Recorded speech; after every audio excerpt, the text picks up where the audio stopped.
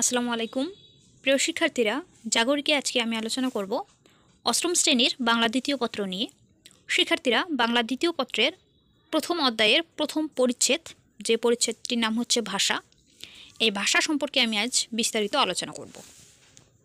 শিক্ষার্থীরা, ক্লাসটি আমরা শুরু করে দেই। মানুষ সৃষ্টির সেরা জীব।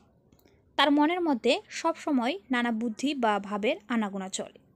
সেই বুদ্ধি বা ভাব ইশারায় নানা অঙ্গিভঙ্গি করে ছবি ও নাচের মাধ্যমে প্রকাশিত হতে পারে, কিন্তু মুখের ধ্বনির সাহায্যে ব্যাপক পরিসরে তা প্রকাশ করা যায়।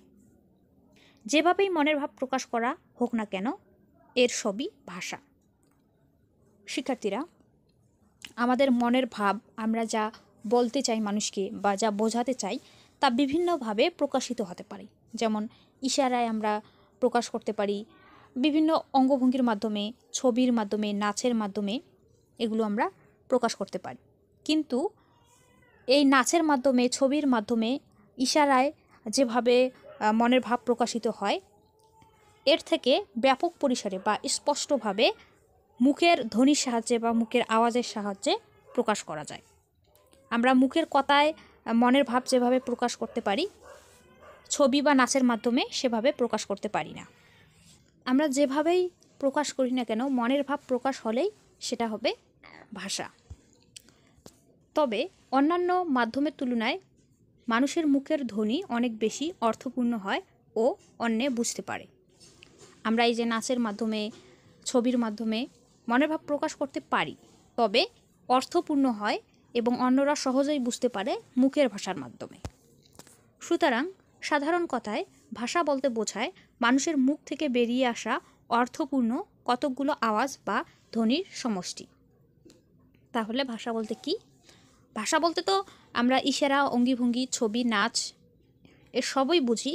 তবে যেহেতু মুখের কথা বা মুখের ধ্বনি বা আওয়াজটা মাধ্যমে মনের ভাব পূর্ণরূপে প্রকাশ পায়, অন্যরা সহজেই মনের ভাব বুঝতে পারে, তাই আমরা এই মুখ থেকে বেরিয়ে আসা আওয়াজগুলো বা ধ্বনিগুলোর সমষ্টিকে ভাষা বলবো।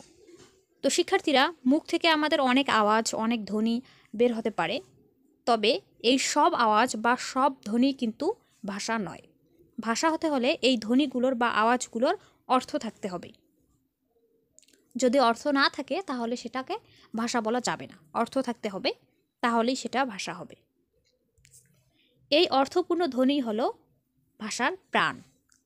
তোমরা এটি নোট করে রাখো, ভাষার প্রাণ কি? ভাষার প্রাণ হচ্ছে ধ্বনি।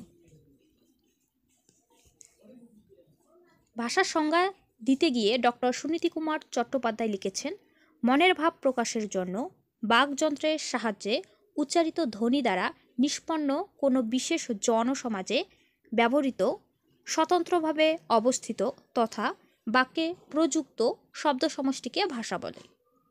অর্থাৎ নির্দিষ্ট জনসমাজের মানুষ মনের ভাব প্রকাশের জন্য মুখ দিয়ে অন্যের বোধগম্য অর্থপূর্ণ যে ধ্বনি বা ধ্বনি সমষ্টি উচ্চারণ করে তাকে ভাষা বলে। তাহলে তোমরা ভাষা কাকে বলে নিশ্চয়ই বুঝতে পেরেছ। স্থান, কাল ও সমাজভেদে ভাষার রূপভেদ দেখা যায়। তাহলে ভাষার রূপভেদ বা পার্থক্য দেখা যায় কিসের কিসের মাধ্যমে? স্থান, কাল এবং সমাজ ভেদে। কীরকম? বাংলাদেশের মানুষ সাধারণত বাংলা ভাষায় কথা বলে, তবে এই পুরো দেশের বা সব জায়গার মানুষের ভাষা কিন্তু একই রকম নয়। বাংলা ভাষায় কথা বলে ঠিক আছে, কিন্তু তাদের ভাষার ধরন বা তাদের স্বর, ভাষার স্বর একই রকম নয়। যেমন সিলেটের মানুষ যেভাবে কথা বলে, ঢাকার মানুষ কিন্তু সেভাবে কথা বলে না। চট্টগ্রাম অঞ্চলের মানুষের কথার ধরন একরকম, লালমনিরহাট জেলার মানুষের কথার ধরন আর একরকম। অর্থাৎ স্থানভেদে এই ভাষার পার্থক্য দেখা যায়, রূপের পার্থক্য দেখা যায়। এরপর বলছে কি? কাল। কাল মানে হচ্ছে সময়। সময়ের ব্যবধানেও এই ভাষার রূপভেদ দেখা যায়। যেমন আজ থেকে এই 50 অথবা 100 বছর আগে এই অঞ্চলের মানুষ বাংলা ভাষায় যেভাবে কথা বলতো, আজ এত বছর পর, 50 অথবা 100 বছর পর এই অঞ্চলের মানুষ আমরা বাংলা ভাষায় কথা বলি ঠিক আছে, কিন্তু তাদের কথার সাথে আমাদের কথা কিন্তু হুবহু এক নয়, তাদের কথার সাথে আমাদের কথা হুবহু মিলবে না, অনেক পার্থক্য দেখা যাবে। এরপর সমাজভেদেও ভাষার রূপভেদ দেখা যায়। ধ্বনির সৃষ্টি হয় বাকযন্ত্রের সাহায্যে, এটি নোট করবে। ধ্বনি কিসের সাহায্যে সৃষ্টি হয়? ধ্বনি বাকযন্ত্রের সাহায্যে সৃষ্টি হয়। এরপর এটিও গুরুত্বপূর্ণ, ভাষার রূপভেদ দেখা যায় কিসের কিসের মাধ্যমে বা কোথায় কোথায় ভাষার রূপভেদ দেখা যায়, এগুলো হচ্ছে স্থান, কাল ও সমাজভেদে। মানুষের গলনাড়ি, দাঁত, মুখ বিবর, কণ্ঠ, জিহ্বা, তালু, নাক ইত্যাদির সহযোগ হলো বাকযন্ত্র। যে কোনো ধ্বনি বা আওয়াজই ভাষা নয়, এ কথাটি একটু আগে আমি আলোচনা করে আসলাম। যে কোনো ধ্বনি বা আওয়াজই ভাষা নয়, সেখানে অর্থ বা অর্থের ধারাবাহিকতা থাকা চাই।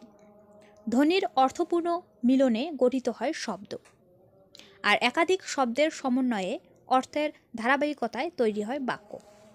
শিক্ষার্থীরা, ভাষা হতে হলে সেই ধ্বনির বা আওয়াজের অর্থ থাকতে হবে, আর ধ্বনির অর্থপূর্ণ মিলনে গঠিত হয় শব্দ। যেমন যদি বলি বিদ্যালয়, এটা হচ্ছে একটা শব্দ, এখানে ধ্বনির মিলন ঘটে, একটা শব্দ তৈরি হয়েছে। আর এরকম একাধিক শব্দ যদি সমন্বয় হয় বা যুক্ত হয়, যেমন আমি বিদ্যালয়ে যাই, আমি বিদ্যালয়ে যাই, এখানে তিনটি শব্দ আছে, এই তিনটি শব্দ যুক্ত হয়ে একটি বাক্য তৈরি হয়েছে। আমি বিদ্যালয়ে যাই, এটি হচ্ছে একটি বাক্য, এখানে শব্দ আছে তিনটি, আমি বিদ্যালয়ে যাই। ঠিক আছে। পশু পাখির ডাক ও মানুষের ভাষার মধ্যে পার্থক্য এখানে। মানুষ একের পর এক অর্থবোধক শব্দ জুড়ে বাক্য তৈরি করে, বাক্যের পর বাক্য সাজিয়ে একের মনের ভাব অন্যের কাছে প্রকাশ করে। এই ক্ষমতা পশু পাখির মধ্যে নেই।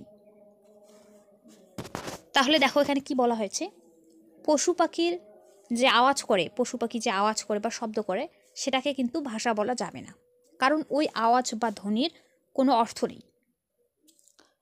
আমরা যেমন এই অনেকগুলো শব্দ বা একাধিক শব্দ যুক্ত করে বাক্য তৈরি করি, এরপর বাক্যর পর বাক্য সাজিয়ে মনের ভাব প্রকাশ করি, পশু পাখি কিন্তু এগুলো করতে পারে না।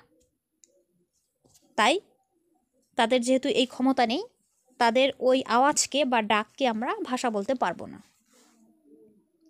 পশু পাখি নানা আওয়াজ করে ঠিকই, কিন্তু তা ভাষার ধ্বনি, শব্দ ও বাক্যের মতো কোনো বিষয় বা ধারণাকে ধারাবাহিকভাবে স্পষ্ট করতে পারে না, সেজন্য পশু পাখির ডাক ভাষা নয়। তাহলে পশু পাখি যে আওয়াজ করে সেটাকে আমরা পশু পাখির ডাক বলতে পারবো, কিন্তু ভাষা বলতে পারবো না। এরপরে দেখি, স্থান, কাল ও সমাজভেদে ভাষার রূপভেদ হয় বলে পৃথিবীর সব দেশের সব জনগোষ্ঠীর মানুষের ভাষা এক নয়। আবার একই ভাষার 1000 বছর আগের রূপ আর আজকের রূপ হুবহু মেলে না, যে কথাটি একটু আগে আমি বললাম, যে 50 অথবা 100 বছর, এখানে হাজার বলা হয়েছে, 1000 বছর আগে, আমি বলেছি 50 অথবা 100 বছর আগে, হাজার দরকার হবে না, 50 অথবা 100 বছর আগের এই অঞ্চলের মানুষের কথার সাথে যদি আমরা আমাদের বর্তমানের কথার মিল করি, তাহলে হুবহু মিলবে না, অনেক পার্থক্য দেখা যাবে। যেমন বাংলাদেশের অধিকাংশ মানুষের ভাষা বাংলা, ইংল্যান্ডের মানুষের ভাষা ইংরেজি, ফ্রান্সের মানুষের ভাষা ফরাসি, চীন দেশের অধিকাংশ মানুষের ভাষা ম্যান্ডারিন ইত্যাদি। আবার বাংলাদেশে বাংলার পাশাপাশি চাকমা জনগোষ্ঠী নিজস্ব চাংমা ভাষায়, গারো জনগোষ্ঠী তাদের আচিক ভাষায় কথা বলে। প্রায় 500 বছর আগের বাংলা ভাষা এবং আজকের বাংলা ভাষা হুবহু এক নয়। সময় অতিবাহিত হওয়ার কারণে ভাষারূপের এই পরিবর্তন হয়। এই পরিবর্তনশীলতার কারণে ভাষাকে প্রবাহমান নদীর সঙ্গে তুলনা করা হয়। এটা তোমরা নোট করবে, ভাষাকে কিসের সাথে তুলনা করা হয়? প্রবাহমান নদীর সাথে তুলনা করা হয়। প্রকৃতপক্ষে মনের ভাবকে প্রকাশের জন্য বিভিন্ন মানব সমাজে ভিন্ন ভিন্ন দেশে নানা রকমের শব্দ ব্যবহার করা হয়। এগুলোই এক এক দেশে এক এক রকম ভাষার জন্ম দিয়েছে। পৃথিবীর কোনো ভাষাই স্থির থাকে না, ভাষা স্থির হয়ে গেলে তা মৃত্যু ভাষায় পরিণত হয়। পৃথিবীতে প্রায় 3500-এর কাছাকাছি ভাষা প্রচলিত আছে। তোমরা এটিও নোট করবে, পৃথিবীতে প্রায় ৩,৫০০-এর কাছাকাছি ভাষা প্রচলিত আছে। এটি তোমাদের বহু নির্বাচনীতে থাকে। তো শিক্ষার্থীরা, এ হচ্ছে প্রথম অধ্যায়ের প্রথম পরিচ্ছেদ। আজকের ভিডিও আর লম্বা করছি না, আজ এখানেই শেষ করছি। পরবর্তী ভিডিওতে আমি পার্ট 2 নিয়ে আলোচনা করব।